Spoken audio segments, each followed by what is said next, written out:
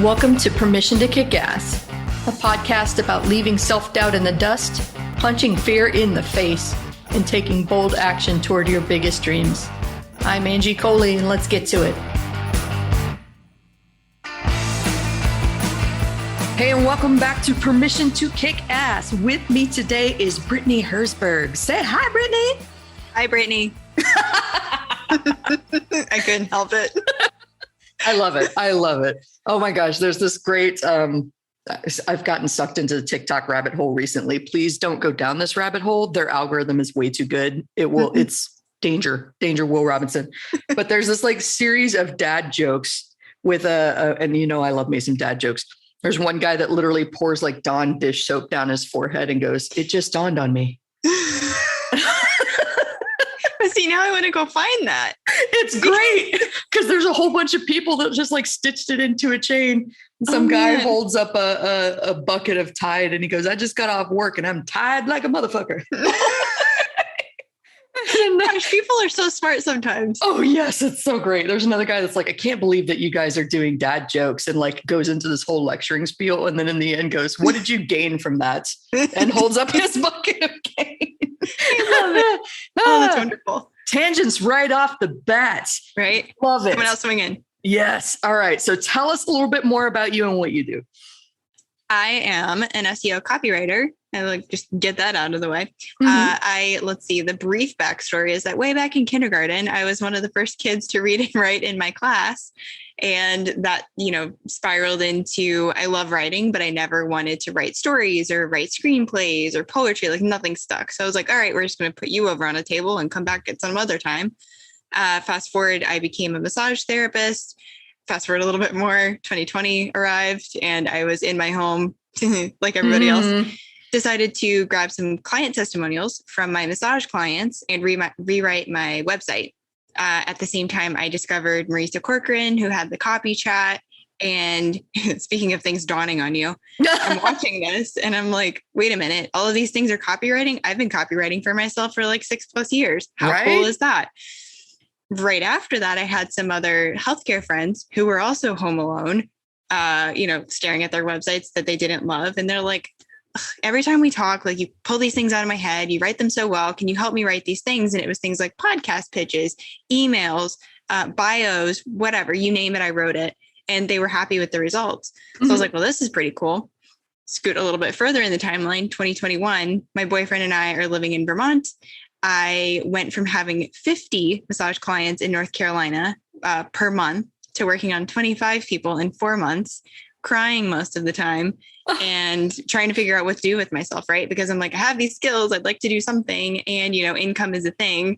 So I started pitching myself as a copywriter. I took some programs and met some people and here we are. That's awesome. There's so much here I want to unpack too.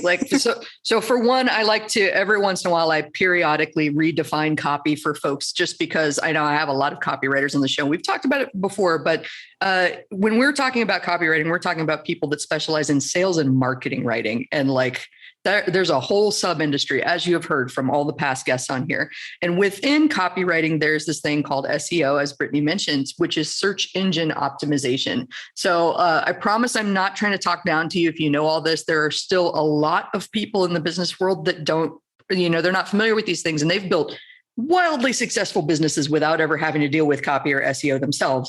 So I like to give that breakdown. I think that's really awesome too, that you discovered that you love writing at such a young age. I was 3 when I taught myself to read. Darn it, you beat me. And that's not even a brag too. Like I remember, and I've memorized stuff as long as I could remember. I was reading one of those Disney read along books, tape on cassette, with the little chime when it's time to turn the page. And I very distinctly remember, I memorized it word for word in the exact order. And the day that I recognized the TAG and was like, oh, I'm reading now. And then I would go to daycare and hold court and literally just recite this story that somebody else wrote word for word, but these kids are like hanging on my every word and I'm being dramatic and stuff like that. So I think I agree with you that some of these tendencies they come out really early, but we don't really know what the hell to do with it. Right. No, they show up so early. And I mean, speaking of cassette tapes, I love to say that Hooked on Phonics worked for me. Because boy, did it ever. Gen Z, you've got some Googling to do. Hooked on Phonics work for me. Chop, get to it. Well, that's great too, because I think one of the things that I talk about the most with people that I'm coaching, like as copywriting students, I do train some folks from time to time, and they're always dealing with this idea of permission. Like, do I even get to call myself a copywriter if I've only been writing for myself? And you took kind of the opposite approach to that, which I find fascinating, which was like, oh, I've already been doing this. I can go out on my own and do this. Like I did and I didn't, because, even when before we started recording, I was like, it took me a minute. Mm-hmm. And if I try to tie that into my massage experience, I was just telling a client earlier, in a massage room, it's me, the provider, and a very vulnerable client. And I want to show up in a way that they know they can immediately trust me. And that's easier when you're in person and, you have the vibe, the energy, the feeling in the room, whatever, where I can just show up and I'm like, coming in less with the fake it till you make it and more of the, like, I am a person you can trust. I am someone that it's going to be okay. So I had to figure out a way to like bring that into the copywriting, because I knew that what I was doing was working. I was filling my practice. Still to this day, I get Google, Gmail messages from people that are like, hey, I just found you on the internet. Are you accepting massage clients? And I'm like, there's one page on my website. Like, I'm not even doing this stuff. Nice. So I'm like, I had to figure out some way to take that energy, put it online. And a lot of it was just me accepting that I was a copywriter and then telling other people that, hey, if you need this thing, I'm over here. Oh, I love that. I want to unpack that even more. Like you say the word accepting, and I'm hearing identity, right? Like I'm accepting this as an identity. And that's something I know a lot of people struggle with. And I struggled with myself too. Like, can I even call myself a writer? Is writer who I am? And then later on, when I quit being a copywriter officially and started being more of a coach and a podcast host, I was like, who am I if I'm not a writer? Like, this is part of my identity now. So like accepting this new identity rather than fighting with it, I find really fascinating.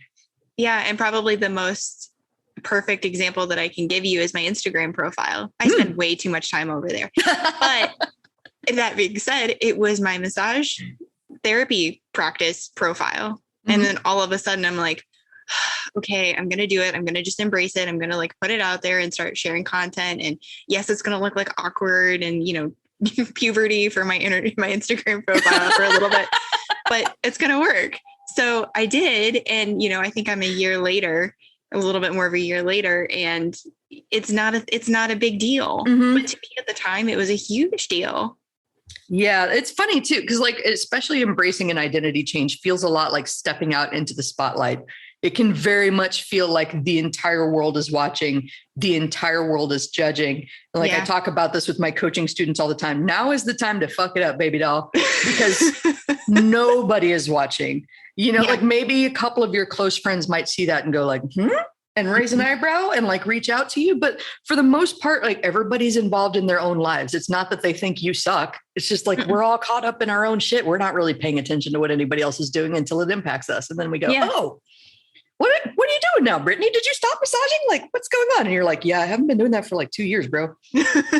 Thanks for paying attention to me. Yeah. No, I mean, the spotlight on you for an introvert like me is just like, it's a little bit traumatizing. And, it really, what helps is just going back to the massage roots, is just like moving through it and just starting and keep moving through it. Just like let it unfold. It's going to be okay. But like that first, I would say like the lead up to it, and then the first little bit is just like cringy. Well, and it's cool too, because I'm hearing something else that I really want to feature for people that are listening, especially if like you're in a time of transition. In this writing field, there's kind of this weird tendency, and I don't know if it's like the way that it's marketed, because copy has like weird celebrity shit going on where like people worship their favorite copyright. It's bizarre. It's truly bizarre. But like there's this weird thing where people like compare themselves to established copywriters and copywriting celebrities like that. Oh yeah. And they see themselves as like having to start over at the beginning. And like, I heard you say something that I thought was particularly brilliant, where you talked about the vulnerability of massage. You're naked on a table in front of a stranger. Yeah. But it doesn't really get much more vulnerable than, and you're telling them what's wrong with you in hopes that they will find a fix for you. Right. Like, I had to do that a couple months ago in Vegas when I had what I thought was a sciatic attack. And like when he started digging in my lower back, I wanted to kick him in the face. Totally. It hurt so bad. But when I got off the table, I could move again. So it's like, yay, you did fix me. And that's something that's common, especially in these creative industries when we're freelancing with somebody. There's a vulnerability on the client's behalf because here's this thing that they've worked their ass off to build. Maybe they're super passionate about whatever fix or thing that they've created, or they're passionate about a certain subset of culture of their customers. And they're handing their baby to you and saying, please don't kill this. I really love it. I want it to survive. I think that you can help me, but like, I'm also mildly terrified of this. And way too often I see folks, especially in the marketing industry, which can get real ego driven real quick. They're just shut up and hand it to me. Why don't you trust me? I'm an expert. Like, look at all these results that I've gotten. And I'm like, all right, bold in a China shop. Like they don't trust you with anything when you come around throwing around your weight. The vulnerability and understanding that this person is taking a risk anytime they work with you, I think is amazing. Yeah. Yeah. I mean, and I'll even add another scenario in there, which is something I see a lot and it drives me absolutely bonkers, is when my clients, my copywriting clients, have had someone else mess them over, whether that's another copywriter or another SEO expert or like whatever marketing. It grinds my gears to no end. Like, stop. Yes. I could totally get on a soapbox, but I mean, yes, this is business, but like you said, it is personal, and you do really like, people are hurt and that sticks with them. And that can bleed into working with another person like me or you. Yep. And it's just like, I think like welcome to business. You're going to get burned. Sometimes it is just that it was an unethical operator and you didn't really have a great filtration system, but sometimes it's also because like life and shit happens. I've had contractors drop the ball because like their life blew up and there was a car accident. They literally could not fulfill the work that I hired them to do, but I also literally cannot pay them to do nothing. So like, they got to give me my money back. We got to walk away. I don't, and if you can get really good at appreciating where that other person is coming from, even if it's uncomfortable for you, you can create these brilliant lifelong relationships where like I'm in the middle of this right now. There's somebody that I was housemates with back in 2011. So we're recording this in July of 2022. So math with me here. 11 years. We've known each other for 11 years. I'm a writer. I don't math. I know. We don't do numbers. No. I don't math. We have calculators for that. Jesus.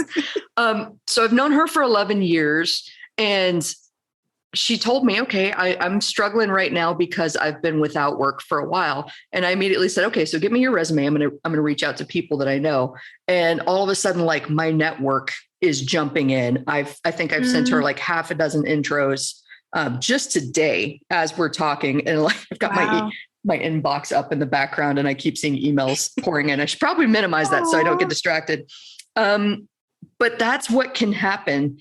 She and I haven't spoken regularly over the past 11 years, but now that I'm in town and we had dinner the other night, it was easy for her to come up to me and say, this is the situation that I'm in.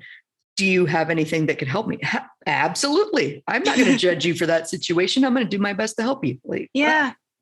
But I mean, it can be really challenging to open up to people, and it can be really challenging that's not the shit that you're going to post about on social media. No. That's the thing you're going to hide from social media.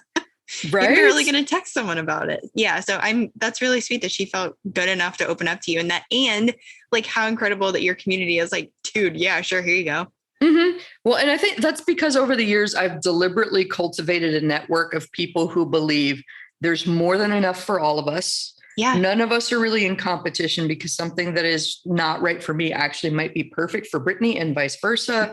That the more money we make together, the more money there is for all of us. Like it's just, we don't take a slice of the pie from somebody else. We all get together and build the ginormous fucking pie, a pie that you could swim in. Like, also, okay, when is this happening? And yeah. I need to get my mom involved in that since she's the pastry chef, but like a record-breaking pie you could swim in, that does sound really delightful. Yeah, no, I mean, to your point, like I actually have something on my intake form or inquiry form or whatever you want to call it, where I actually ask potential clients, you know, do you believe that all marketing should do good, not harm? Because I do focus mostly with like health and wellness providers.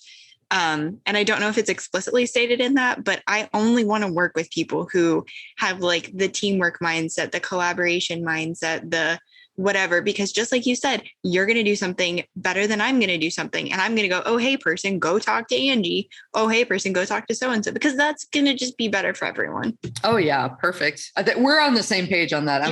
I'm looking at one of my Post-it notes here, because I was talking to a friend last week and I was like, I need to write a book that's like the anti-douche marketer book. Oh my gosh. And if you need a nonfiction editor, I know a guy. My friend was like, write that down. You do need to actually write that book. Yeah, you should.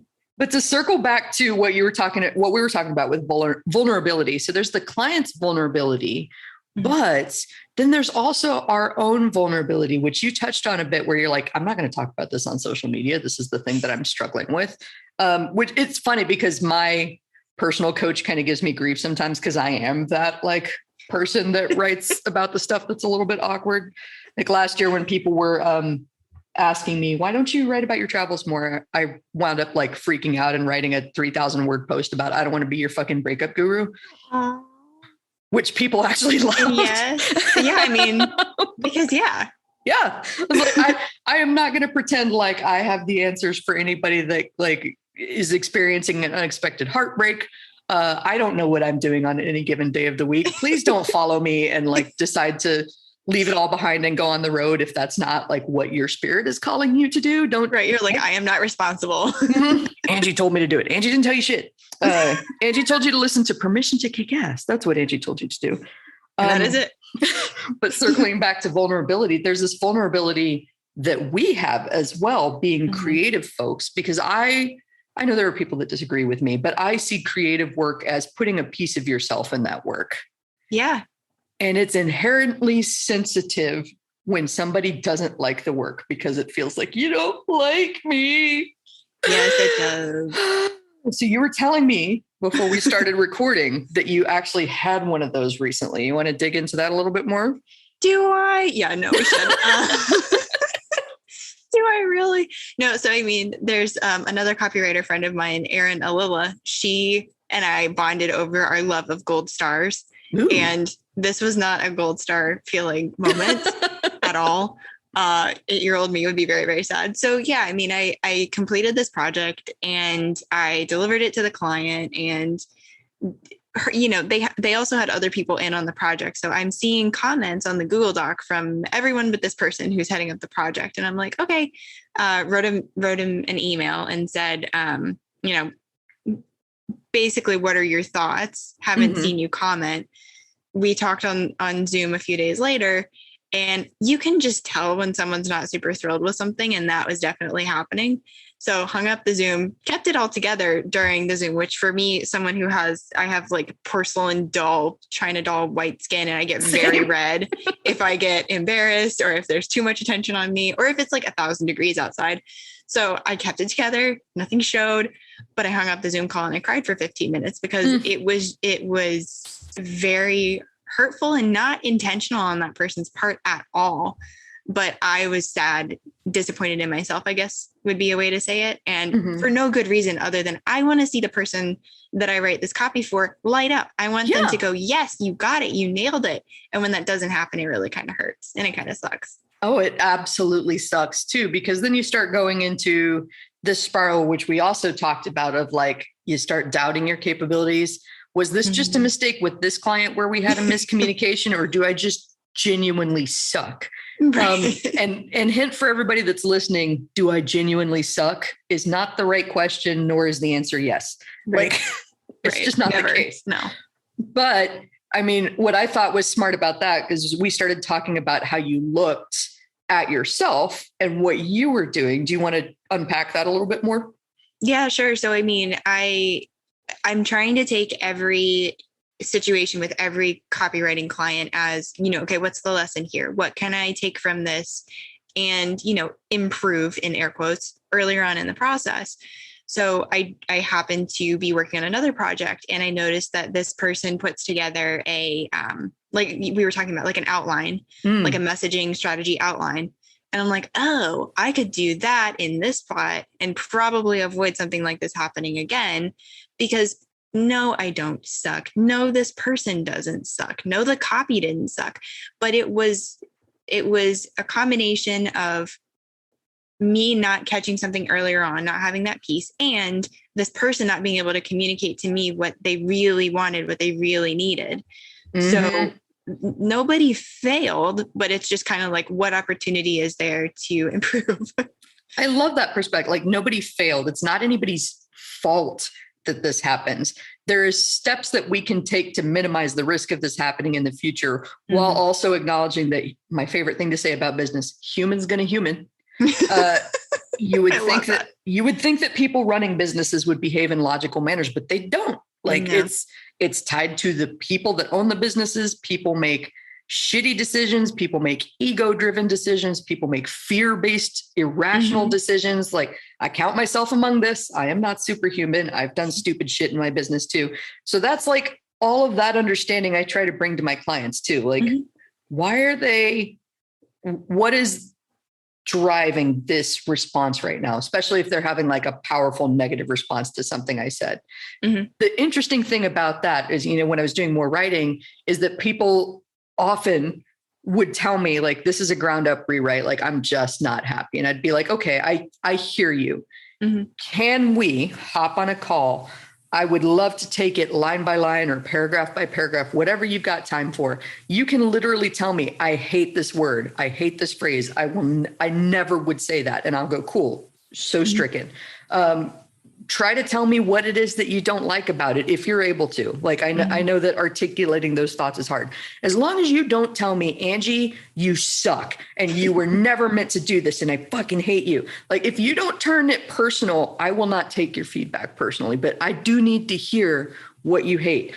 Alternatively, I would also love to hear what you love. If there are pieces of this that you were like, yeah, that's great, tell me, because I'm going to add more of that in for this project and for future projects. Right. And 9 times out of 10, when I lead the conversation just like that, open, I do want to hear what you have to say. And I know not everybody is great at giving feedback. So I want to make this as easy and as comfortable for you as possible. You are allowed to tell me you hate that thing, that you hate that line. That is fine. It's okay. You're not going to make me cry on that. I might go, well, but I kind of liked that. I'm going to save it for somebody else's project or my own project, but I'm not going to hate you for that.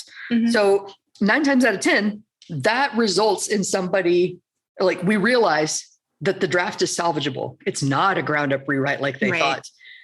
And then, like, you and I as writers understand this, as anybody listening with a field of expertise, often somebody else thinks that I have to completely destroy this thing and rebuild it.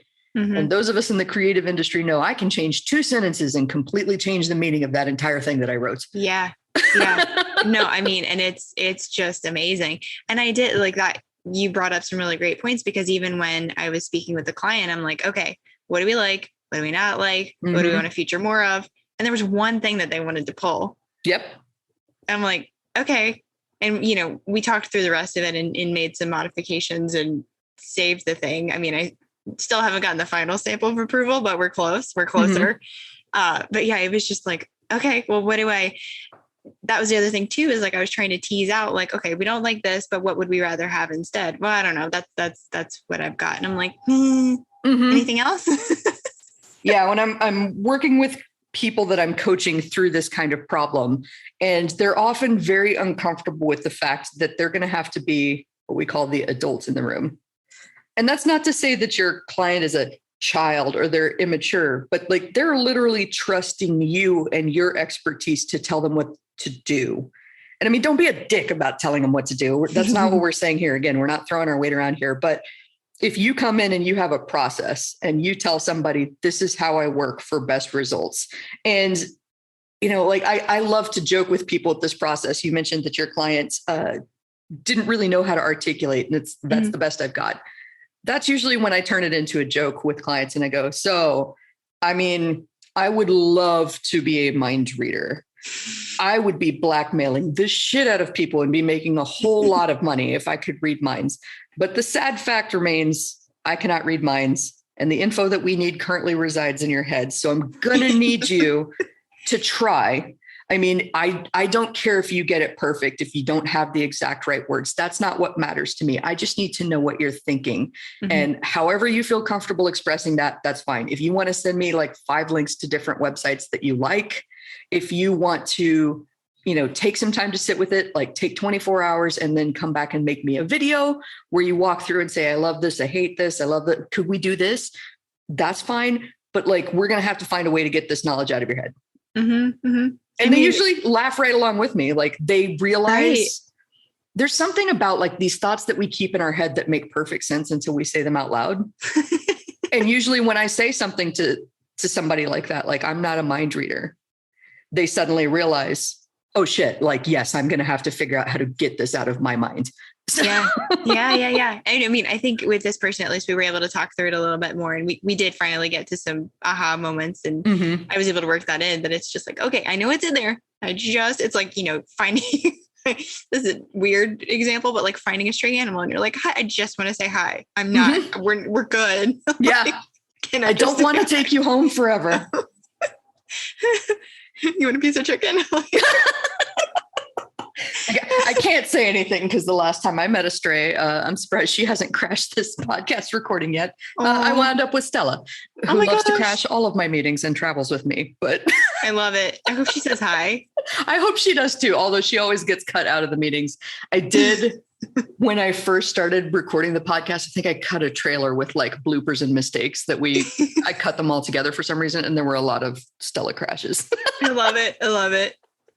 Animal interruptions are welcome. Oh yeah. And I think that ties into what we're talking about pretty nicely too, because there's, you know, I think I might be one of the last, like I'm elder millennial, apparently. I don't know that I necessarily agree with that, but I think we're like part of the last generation to grow up kind of analog and then evolve into digital. I know that I was part of a generation that was expected to play outside until the streetlights came on. Yeah. Outside was a thing. It was still yeah. Yeah, it was great. And it taught us a lot about relationships with people in there, because if the only people that you can play with are the people that live near you and you're fighting and you're bored, you're going to go make up with each other real quick because I'm bored. I just love that my neighbors, I would have killed to live in a neighborhood with kids my age. I had like senior citizens and they were the best. So me going out and playing with the neighbors was like, hey, Mr. So-and-so, what are you doing today? We never really fought. It was great. Yeah. I mean, just growing up analog like that, there was a way, a quote unquote way, as if there is one singular path for anybody to achieve anything ever in their life. But we grew up with this beaten into our heads that like, you got to look professional, you got to sound professional, you got to talk to people this way, you got to talk to people that way. And the further I get, the more I realize just how wrong that is for how society is evolving right now. It's like now more than ever, especially since the pandemic, it's just people doing business with other people. Yeah. And it seems so fucking obvious now that I say it out loud, right? Like it's just people doing business with other people, but it's really easy to get caught in that trap of like, I have to like puff myself up and do this crazy presentation and stuff like that. And you know, one of my favorite business moments was getting drunk with people at a bar playing a wildly inappropriate game that would get you like written up, if not fired at any corporate job. But like, depending on who you're talking to in certain business contexts, like everybody is just comfortable being really, really weird. And I love that about my business. Yeah, no, it's great. I mean, you get to show up as who you are and really embrace, first of all, figuring out who you are, embrace it, and then almost like announcing it. And that's really important. And that's really key. And I think that one of the things that I say pretty constantly is that we're all children in adults' bodies pretending like we know what we're doing. Yes. I mean, it's just like all of us are big, like Tom Hanks. We're just yes. Giant children that you feel like everybody else knows what they're doing, but none of this makes sense to me. So I'm just going to like fake it till I make it. That's everybody. That is everybody. Yeah. Even the most confident people, the most successful people, are just making shit up as they go and hoping it goes well. Right. Yeah. They just have bigger teams around them going, yeah, sure. That's right. Mm-hmm, we're going to go this way. Yeah. Mm-hmm. We've got that's the funny thing too, that I think helps me really connect with people on an empathetic level was when I was writing in-house and it was my job to write, I had no problem risking other people's money. This is a great big idea. I think it's going to pay off huge. I was right more often than I was wrong. So it wound up working out. But then when it's my business, it's much harder for me to justify that experience and to take that risk because like, I don't know how it's going to pan out. And I don't have multiple millions of dollars worth of budget to absorb any mistakes or any flops or anything like that. So it's funny how that perspective can really help you grow as a business owner, like seeing your risk tolerance as the person that has to make the calls versus the person that gets to pitch the calls and have the fun, just like playing in the dirt. Right. Yeah. You're like, I'm sure it's going to be fine. I mean, it's not my money on the line though. I know. And that's why, like, when I'm working with my clients and with my students, I'm like, what's the simplest, like least risky thing that we can do, especially at the start of our working relationship? We're going to ease into this. I'm not going to try and talk any of my new clients into like jumping off a cliff and seeing if we can build this airplane on the way down. That's not the way we're going to do it. That is so stressful. Yeah. No, thank you. That's a hard pass for me. Oh gosh, no kidding. So, oh man, this is a fascinating conversation. I could talk to you all day. What I'm going to do is ask you to tell us more about your business and where to find you. Yeah. So recently I actually literally dreamt up this offer that I am like leaning into hardcore. So they're case studies, but with personality. So I call them, you ready for it? Client story pages. Nice. I like it. I like my own title. So I literally dreamed this thing up and I was just noticing how it's really important, especially now you touched on this, to like be able to connect with someone else. So how do we do that? We have historically done that forever and ever via stories. I'm a much better written storyteller than I am verbal storyteller, despite the fact that I'm on a podcast. so I wanted to really be able to feature my clients with whatever they're doing and their clients, because a stranger coming to that website page and reading about these two people and their interaction, they're either going to connect to you, the business owner, or to your client. And that gives them much more of like almost like a feeling of instant trust being built with you. They can see what's possible. They can, see themselves in someone else's shoes. They can get to know you a little bit better. And it's not through your words necessarily. It's more through your actions and how you've helped somebody else. And I mean, that's like, it's the ultimate show, not tell. Yes. So I love working on those. I love sales pages. There's a whole host of things that I do, but those are really the two that I lean into.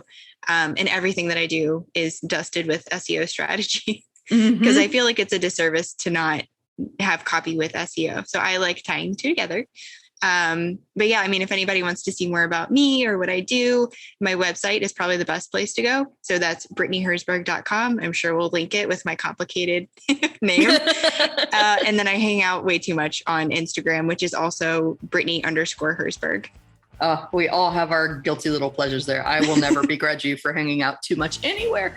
Yes. Thank you so much. This has been a fascinating conversation. We're going to have to do a part 2. Please. Yeah. Thanks for having me. This was so fun. So that is it. Another awesome episode of Permission to Kick Ass on the books. If you want to know more about the show, if you want to know more about me, Angie Coley, and the mission I'm on to help entrepreneurs punch fear in the face and do big, bold things, then head on over to permissiontokickass.com. That is all one word together, permissiontokickass.com. Make sure to sign up for my email list so that you know whenever there's a hot, fresh, and ready podcast episode out for you. And also on Mondays, I like to send out a little newsletter called Kick Monday's Ass. I'm sure you're totally surprised by that. So thank you for being here with me today. I'm Angie Coley. Make sure that you share this with a friend that needs to hear this message today. Like it, share it, comment wherever you're listening to this today, and let's go kick some ass.